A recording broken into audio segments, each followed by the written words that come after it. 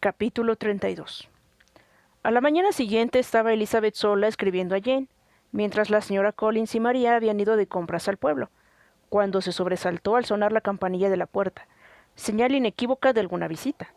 Aunque no había oído a ningún carruaje, pensó que a lo mejor era Lady Catherine, y se apresuró a esconder la carta que tenía a medio escribir a fin de evitar preguntas impertinentes. Pero con gran sorpresa suya se abrió la puerta y entró en la habitación el señor Darcy. Darcy solo. Pareció asombrarse al hallarle sola y pidió disculpas por su intromisión, diciéndole que creía que estaban en la casa todas las señoras. Se sentaron los dos, y después de las preguntas de rigor sobre Rosings, pareció que se iban a quedar callados.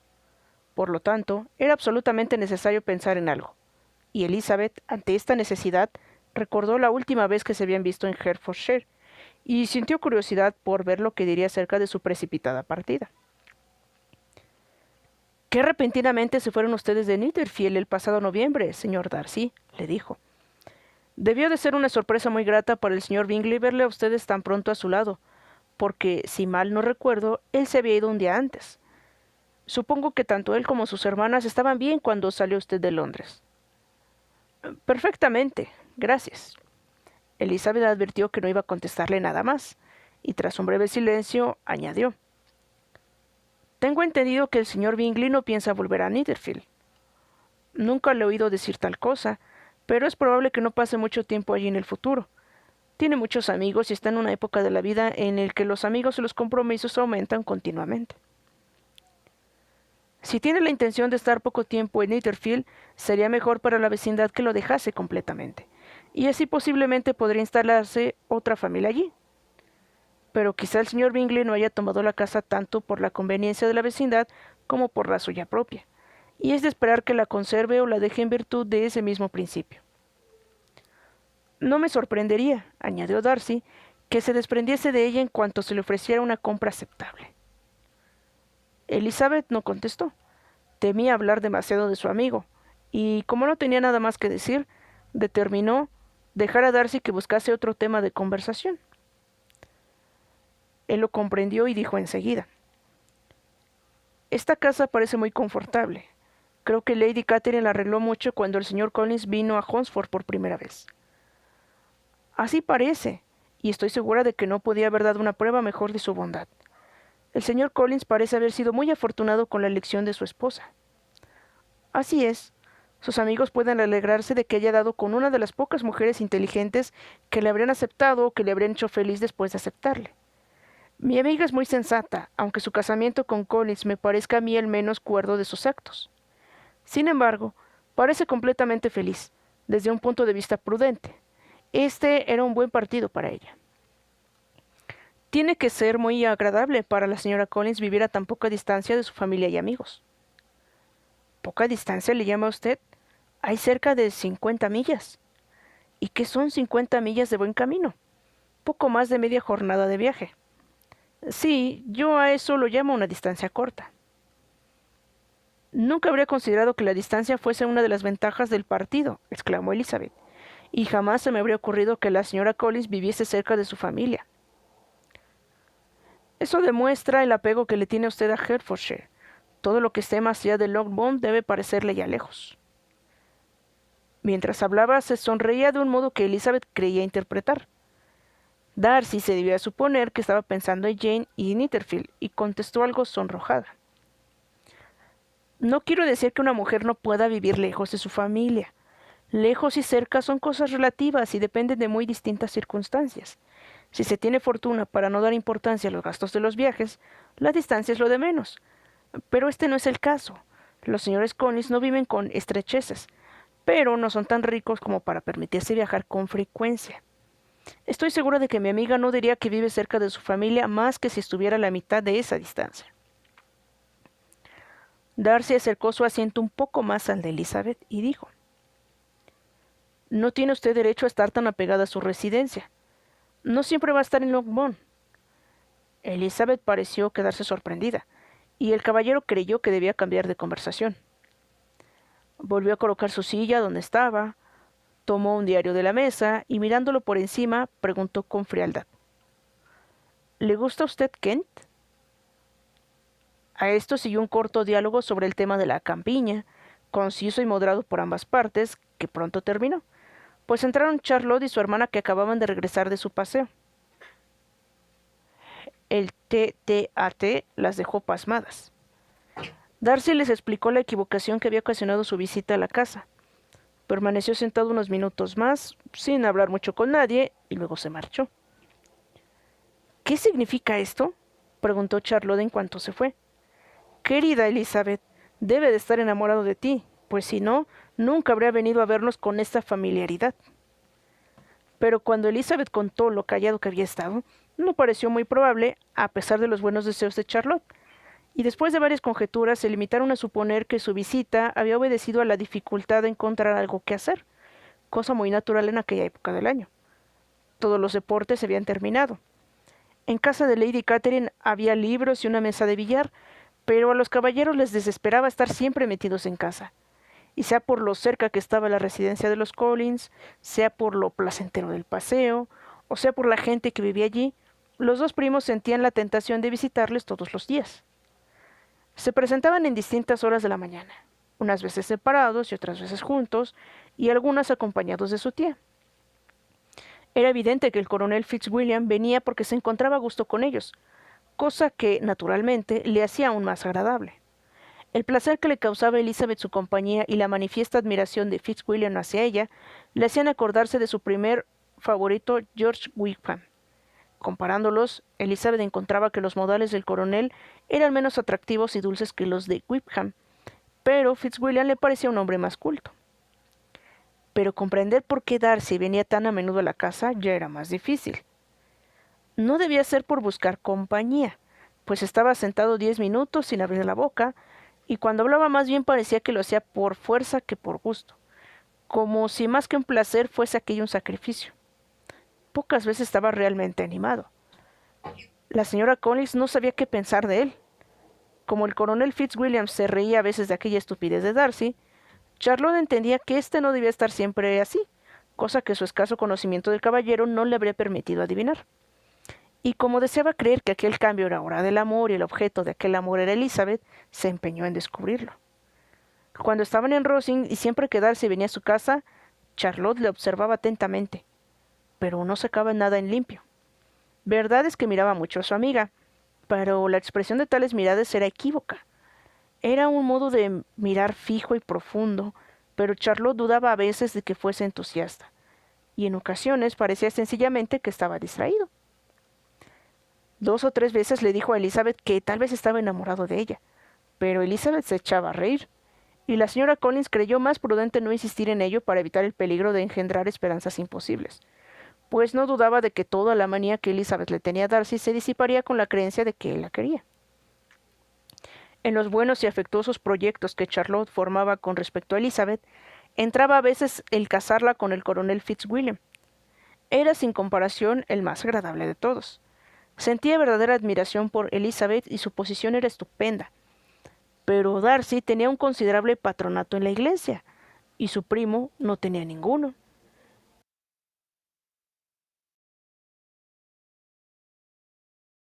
Capítulo 33. En sus paseos por la alameda dentro de la finca, más de una vez se había encontrado Elizabeth inesperadamente con Darcy. La primera vez no le hizo ninguna gracia que la mala fortuna fuese a traerlo precisamente a él, a un sitio donde nadie más solía ir. Y para que no volviese a repetirse, se cuidó mucho de indicarle que aquel lugar era su lugar favorito. Por consiguiente, era raro que el encuentro volviese a producirse, y sin embargo, se produjo incluso una tercera vez. Parecía que lo hacía con una maldad intencionada o por penitencia, porque la cosa no se reducía a las preguntas de rigor o a una simple y molesta detención. Darcy volvía atrás y paseaba con ella.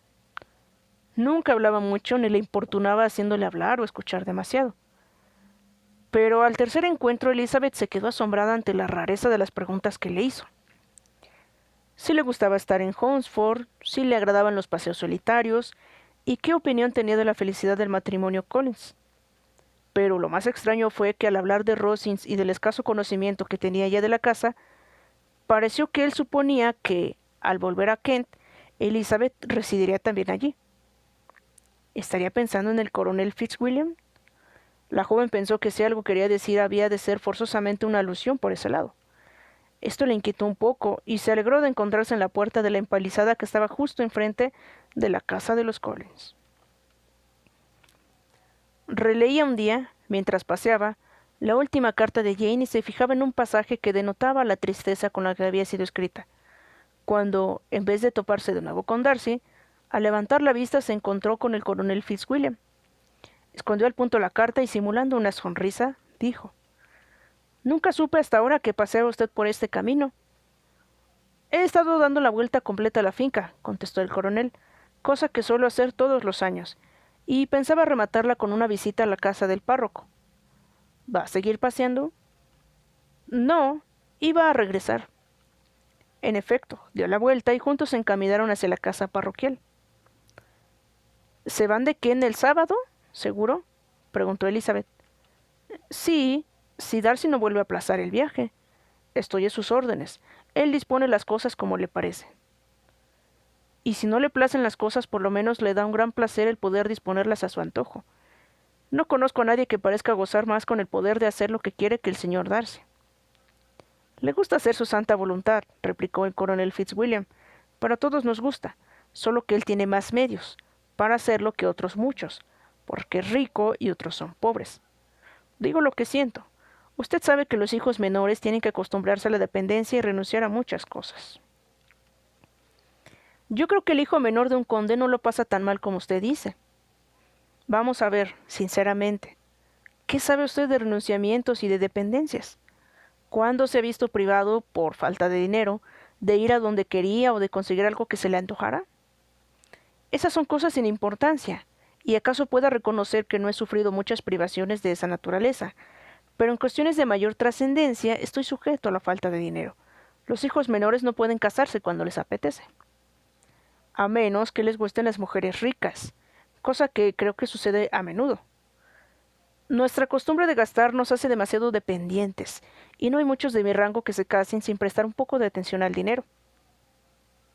«¿Se referirá esto a mí?», pensó Elizabeth sonrojándose, pero reponiéndose contestó en tono jovial: «Y dígame, ¿cuál es el precio normal de un hijo menor de un conde? A no ser que el hermano mayor esté muy enfermo. ¿No pedirán ustedes más de 50,000 libras?» Él respondió en el mismo tono y el tema se agotó. Para impedir un silencio que podría hacer suponer al coronel que lo dicho le había afectado, Elizabeth dijo poco después: «Me imagino que su primo le trajo con él sobre todo para tener a alguien a su disposición. Me extraña que no se case, pues así tendría una persona sujeta constantemente. Aunque puede que su hermana le baste para eso. De momento, pues como está su exclusiva custodia, debe de poder mandarla a su gusto». «No», dijo el coronel Fitzwilliam, «esa ventaja la tiene que compartir conmigo. Estoy encargado, junto con él, de la tutoría de su hermana». «¿De veras? Y dígame, ¿qué clase de tutoría es la que ejercen? ¿Les da mucho que hacer? Las chicas de su edad son a veces un poco difíciles de gobernar, y si tiene el mismo carácter que el señor Darcy, le debe de gustar también hacer su santa voluntad». Mientras hablaba, Elizabeth observó que el coronel la miraba muy serio, y la forma en que le preguntó enseguida que cómo suponía que la señorita Darcy pudiera darles algún quebradero de cabeza, convenció a Elizabeth de que, poco mucho, se había acercado a la verdad. La joven contestó a su pregunta directamente: «No se asuste, nunca he oído decir de ella nada malo y casi aseguraría que es una de las mejores criaturas del mundo. Es el ojo derecho de ciertas señoras que conozco, la señora Hortz y la señorita Bingley. Me parece que me dijo usted que también las conocía». «Algo, sí. Su hermano es un caballero muy agradable, íntimo amigo de Darcy». «Oh, sí», dijo Elizabeth secamente. «El señor Darcy es increíblemente amable con el señor Bingley y lo cuida de un modo extraordinario». «¿Lo cuida?» «Sí, realmente. Creo que lo cuida precisamente en lo que mayores cuidados requiere. Por algo que me contó cuando veíamos hacia aquí, presumo que Bingley le debe mucho. Pero debo pedirle que me perdone, porque no tengo derecho a suponer que Bingley fuese la persona a quien Darcy se refería. Son solo conjeturas». «¿Qué quiere decir?» «Es una cosa que Darcy no quisiera que se divulgase, pues si llegase a oídos de la familia de la dama resultaría muy desagradable». «No se preocupe, no lo divulgaré». Tenga usted en cuenta que carezco de pruebas para suponer que se trata de Bingley. Lo que Darcy me dijo es que se alegraba de haber liberado hace poco a un amigo de cierto casamiento muy imprudente, pero no citó nombres ni detalles, y yo sospeché que el amigo era Bingley solo porque me parece un joven muy a propósito para semejante caso, y porque sé que estuvieron juntos todo el verano. ¿Le dijo a usted el señor Darcy las razones que tuvo para inmiscuirse en el asunto? Yo entendía que había algunas objeciones de peso en contra de la señorita. ¿Y qué artes usó para separarles? No habló de sus artimañas, dijo Fitzwilliam sonriendo. Solo me contó lo que acabo de decirle. Elizabeth no hizo ningún comentario, y siguió caminando con el corazón henchido de indignación. Después de observarla un poco, Fitzwilliam le preguntó por qué estaba tan pensativa. Estoy pensando en lo que usted me ha dicho, respondió Elizabeth. La conducta de su primo no me parece nada bien. ¿Por qué tenía que ser él el juez? ¿Quiere decir que su intervención fue indiscreta? No veo qué derecho puede tener el señor Darcy para decidir sobre una inclinación de su amigo y por qué haya de ser él el que dirija y determine, a su juicio, de qué modo ha de ser su amigo feliz. Pero, continuó, reportándose, no sabiendo detalles, no está bien censurarle. Habrá que creer que el amor no tuvo mucho que ver en este caso. Es de suponer, dijo Fitzwilliam, pero eso aminora muy tristemente el triunfo de mi primo. Esto último lo dijo en broma, pero a Elizabeth le pareció un retrato tan exacto de Darcy que creyó inútil contestar. Cambió de conversación y se puso a hablar de cosas intrascendentes hasta que llegaron a la casa. En cuanto el coronel se fue, Elizabeth se encerró en su habitación y pensó sin interrupción en todo lo que había oído.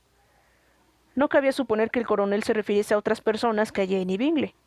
No podían existir dos hombres sobre los cuales ejerciese Darcy una influencia tan ilimitada. Nunca había dudado de que Darcy había tenido que ver en las medidas tomadas para separar a Bingley y a Jane. Pero el plan y el principal papel siempre lo había atribuido a la señorita Bingley. Sin embargo, si su propia vanidad no le ofuscaba, él era el culpable.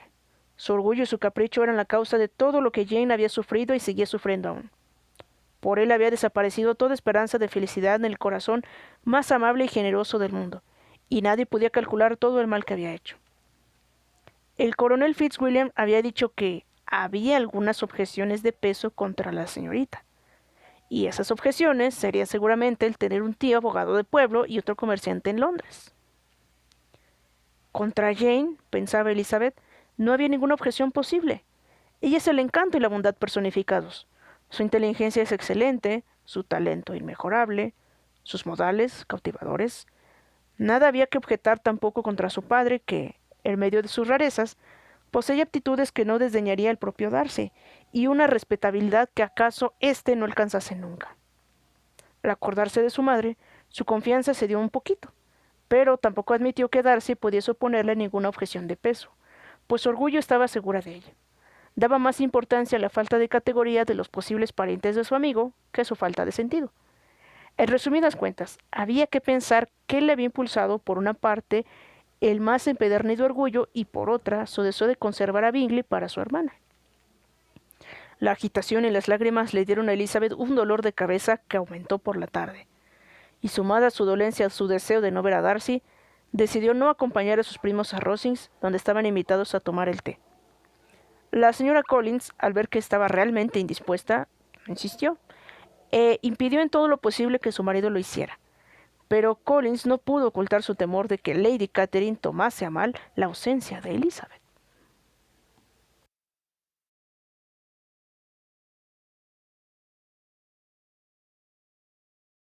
Capítulo 34. Cuando todos se habían ido, Elizabeth, como si se propusiera exasperarse más aún contra Darcy, se dedicó a repasar todas las cartas que había recibido de Jane desde que se hallaba en Kent. No contenían lamentaciones ni nada que denotase que se acordaba de lo pasado ni que indicase que sufría por ello. Pero en conjunto, y casi en cada línea, faltaba la alegría que solía caracterizar el estilo de Jane. Alegría que, como era natural en un carácter tan tranquilo y afectuoso, casi nunca se había eclipsado. Elizabeth se fijaba en todas las frases reveladoras de desasosiego con una atención que no había puesto en la primera lectura. El vergonzoso alarde de Darcy por el daño que había causado le hacía sentir más vivamente el sufrimiento de su hermana. Le consolaba un poco pensar que dentro de 2 días estaría de nuevo al lado de Jane y podría contribuir a que recobrase el ánimo con los cuidados que solo el cariño puede dar. No podía pensar en la marcha de Darcy sin recordar que su primo se iba con él, pero el coronel Fitzwilliam le había dado a entender con claridad que no podía pensar en ella. Mientras estaba meditando todo esto, la sorprendió la campanilla de la puerta y abrigó la esperanza de que fuese el mismísimo coronel Fitzwilliam, que ya una vez las había visitado por la tarde y a lo mejor iba a preguntarle cómo se encontraba. Pero pronto desechó esa idea y siguió pensando en sus cosas cuando, con total sobresalto, vio que Darcy entraba en el salón. Inmediatamente empezó a preguntarle, muy acelerado, por su salud, atribuyendo la visita a su deseo de saber que se encontraba mejor. Ella le contestó cortés, pero fríamente. Elizabeth estaba asombrada, pero no dijo ni una palabra. Después de un silencio de varios minutos, se acercó ella y, muy agitado, declaró: «He luchado en vano. Ya no puedo más. Soy incapaz de contener mis sentimientos. Permítame que le diga que la admiro y la amo apasionadamente». El estupor de Elizabeth fue inexpresable. Enrojeció, se quedó mirándole fijamente, indecisa y muda. Él lo interpretó como un signo favorable y siguió manifestándole todo lo que sentía por ella desde hacía tiempo. Se explicaba bien, pero no solo de su amor tenía que hablar, y no fue más elocuente en el tema de la ternura que en el del orgullo. La inferioridad de Elizabeth, la degradación que significaba para él, los obstáculos de familia que el buen juicio le había hecho anteponer siempre a la estimación. Hablaba de estas cosas con un ardor que reflejaba todo lo que le herían, pero todo ello no era lo más indicado para apoyar su demanda. A pesar de toda la antipatía tan profundamente arraigada que le tenía, Elizabeth no pudo permanecer insensible a las manifestaciones de afecto de un hombre como Darcy, y aunque su opinión no varió en lo más mínimo, se entristeció al principio por la decepción que iba a llevarse. Pero el lenguaje que éste empleó luego fue tan insultante que toda la compasión se convirtió en ira. Sin embargo, trató de contestarle con calma cuando acaba de hablar. Concluyó asegurándole la firmeza de su amor que, a pesar de todos sus esfuerzos, no había podido vencer, y esperando que sería recompensado con la aceptación de su mano. Por su manera de hablar, Elizabeth advirtió que Darcy no ponía en duda que su respuesta sería favorable. Hablaba de temores y de ansiedad, pero su aspecto revelaba una seguridad absoluta. Esto lo exasperaba aún más, y cuando él terminó, le contestó con las mejillas encendidas por la ira. En estos casos creo que se acostumbra a expresar cierto agradecimiento por los sentimientos manifestados, aunque no puedan ser igualmente correspondidos. Es natural que se sienta esta obligación, y si yo sintiese gratitud le daría las gracias. Pero no puedo. Nunca he ambicionado su consideración, y usted me la ha otorgado muy en contra de su voluntad. Siento haber hecho daño a alguien, pero ha sido inconscientemente, y espero que ese daño dure poco tiempo. Los mismos sentimientos que, según dice, le impidieron darme a conocer sus intenciones durante tanto tiempo, vencerán sin dificultad ese sufrimiento. Darcy, que estaba apoyado en la repisa de la chimenea con los ojos clavados en el rostro de Elizabeth, parecía recibir sus palabras con tanto resentimiento como sorpresa. Su tez palideció de rabia y todas sus facciones mostraban la turbación de su ánimo. Luchaba por guardar la compostura, y no abriría los labios hasta que creyese haberlo conseguido. Este silencio fue terrible para Elizabeth. Por fin, forzando la voz para aparentar calma, dijo: «¿Y es esta toda la respuesta que voy a tener el honor de esperar? Quizá debiera preguntar por qué se me rechaza con tanta escasa cortesía, pero no tiene la menor importancia». «También podría yo replicar», dijo Elizabeth, «por qué con tan evidente propósito de ofenderme y de insultarme, me dice que le gusto en contra de su voluntad, contra su buen juicio y hasta contra su modo de ser. ¿No es esta una excusa para mi falta de cortesía, si es que en realidad la he cometido? Pero además he recibido otras provocaciones, lo sabe usted muy bien. Aunque mis sentimientos no hubiesen sido contrarios a los suyos, aunque hubiesen sido diferentes o incluso favorables, ¿cree usted que habría algo que pudiese tentarme a aceptar al hombre que ha sido el culpable de arruinar, tal vez para siempre, la felicidad de una hermana muy querida?» Al oír estas palabras, Darcy mudó de color, pero la conmoción fue pasajera y siguió escuchando sin intención de interrumpirla. Yo tengo todas las razones del mundo para tener un mal concepto de usted, continuó Elizabeth. No hay nada que pueda excusar su injusto y ruin proceder. No se atreverá usted a negar que fue el principal, sino el único culpable de la separación del señor Bingley y mi hermana, exponiendo al uno a las censuras de la gente por caprichoso y voluble, y al otro a la burla por sus fallidas esperanzas, sumiéndolos a los dos en la mayor desventura. Hizo una pausa y vio, indignada, que Darcy la estaba escuchando con un aire que indicaba no hallarse en absoluto conmovido por ningún tipo de remordimiento. Incluso la miraba con una sonrisa de petulante incredulidad. ¿Puede negar que ha hecho esto?, repitió ella. Fingiendo estar sereno, Darcy contestó. No he de negar que hice todo lo que estuvo en mi mano para separar a mi amigo de su hermana, ni que me alegro del resultado. He sido más amable con él que conmigo mismo. Elizabeth desdeñó aparentar que notaba esa sutil reflexión, pero no se le escapó su significado y no consiguió conciliarla. Pero no solo en esto se funda mi antipatía, continuó Elizabeth. Mi opinión de usted se formó mucho antes de que este asunto tuviese lugar. Su modo de ser quedó revelado por una historia que me contó el señor Whitcomb hace algunos meses. ¿Qué puede decir a esto? ¿Con qué acto ficticio de amistad puede defenderse ahora? ¿Con qué falsedad puede justificar en este caso su dominio sobre los demás? Se interesa usted muy vivamente por lo que afecta a ese caballero, dijo Darcy en un tono menos tranquilo y con el rostro enrojecido. ¿Quién, que conozca las penas que ha pasado, puede evitar sentir interés por él? Las penas que ha pasado, exclamó Darcy despectivamente. Sí, realmente, unas penas inmensas. Por su culpa, exclamó Elizabeth con energía. Usted le redujo a su actual relativa pobreza. Usted le negó el porvenir que, como bien debe saber, estaba destinado para él. En los mejores años de la vida le privó de una independencia a la que no solo tenía derecho, sino que merecía. Hizo todo esto, y aún es capaz de ridiculizar y burlarse de sus penas. Y esa es, gritó Darcy mientras se paseaba con una exhalación por el cuarto, la opinión que tiene usted de mí. Esta es la estimación en la que me tiene. Le doy las gracias por habérmelo explicado tan abiertamente. Mis faltas, según su cálculo, son verdaderamente enormes. Pero puede, añadió deteniéndose y volviéndose hacia ella, que estas ofensas hubiesen sido pasadas por alto si no hubiese herido su orgullo con mi honesta confesión de los reparos que durante largo tiempo me impidieron tomar una resolución. Me habría ahorrado estas amargas acusaciones si hubiese sido más hábil y le hubiese ocultado mi lucha, halagándola al hacerle creer que había sido dado este paso impulsado por la razón, por la reflexión, por una incondicional y pura inclinación, por lo que sea, pero aborrezco todo tipo de engaño y no me avergüenzo de los sentimientos que he manifestado. Eran naturales y justos.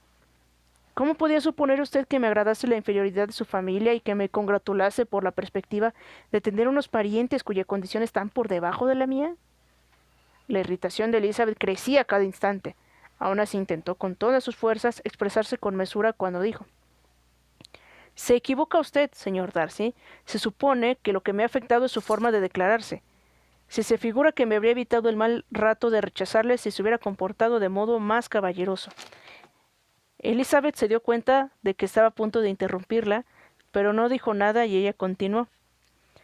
Usted no habría podido ofrecerme su mano de ningún modo que me hubiese tentado aceptarla. De nuevo su asombro era obvio.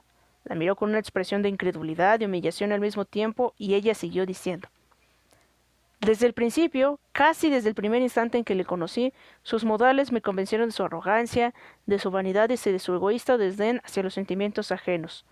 Me disgustaron de tal modo que hicieron nacer en mí la desaprobación que los sucesos posteriores convirtieron en firme desagrado. Y no hacía un mes aún que le conocía cuando supe que usted sería el último hombre en la tierra con el que podría casarme. Ha dicho usted bastante, señorita. Comprendo perfectamente sus sentimientos y solo me resta avergonzarme de los míos. Perdone por haberle hecho perder tanto tiempo y acepte mis buenos deseos de salud y felicidad. Dicho esto, salió precipitadamente de la habitación y Elizabeth le oyó enseguida abrir la puerta de la entrada y salir de la casa. La confusión de su mente le hacía sufrir intensamente. No podía sostenerse de pie y tuvo que sentarse porque las piernas le flaqueaban. Lloró durante media hora. Su asombro al recordar lo ocurrido crecía cada vez más. Había recibido una proposición de matrimonio de Darcy, que había estado enamorado de ella durante tantos meses, y tan enamorado que quería casarse a pesar de todas las objeciones que le habían inducido a impedir que su amigo se casara con Jane, y que debieron pasar con igual fuerza en su propio caso, resultaba increíble. Le era grato haber inspirado un afecto tan vehemente, pero el orgullo, su abominable orgullo, su desvergonzada confesión de lo que había hecho con Jane, su imperdonable descaro al reconocerlo sin ni siquiera tratar de disculparse, y la insensibilidad con que ha hablado de Wibham a pesar de no haber negado su crueldad para con él, no tardaron en prevalecer sobre la compasión que había sentido al pensar en su amor. Siguió inmersa en sus agitados pensamientos hasta que el ruido del carruaje de Lady Catherine le hizo darse cuenta de que no estaba en condiciones de encontrarse con Charlotte y subió corriendo a su cuarto.